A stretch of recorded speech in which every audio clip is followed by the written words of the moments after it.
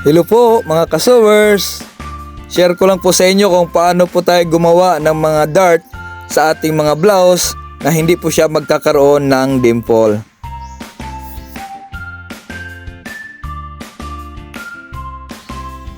Yan, ito yung kanyang center. Markingan lang natin. So hindi na po ako nagmamark ng pahaba dyan para hindi po marumi yung ating mga blouse.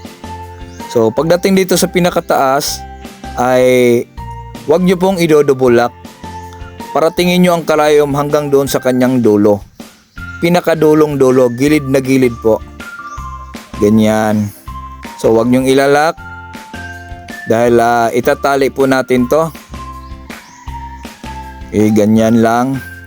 So isa yan sa paraan para hindi po siya magkakaroon ng bukol sa ilalim or hindi po siya magkakaroon ng dimple.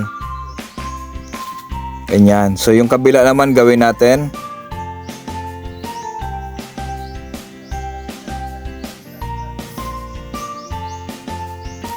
Okay, yung center markingan natin para tama yung laki ng ating mga dart.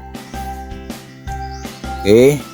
Doon ulit sa pinakadulo ay paratingin nyo yung karayom hanggang sa pinakadulo ng kanyang marking. Gilid na gilid po.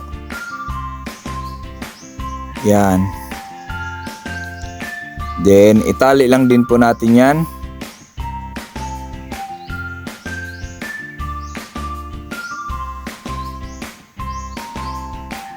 Okay.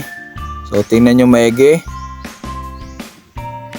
Yan, hindi pa yan nakaplansya pero maganda na. Yan, yung kabila din.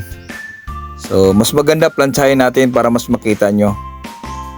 Okay, ito na po yung naplansya na ating mga dart sa ating blouse. So nakita nyo wala siyang dimple. So yan, wala siyang bukol dahil hindi po siya nakadobulak. So yan, ganyan lang po yung ating video sa araw na ito. At paki-support po sa ating channel. Yan, napakaganda ng ating dart sa ating mga blouse. Hanggang sa muli po, paalam. God bless!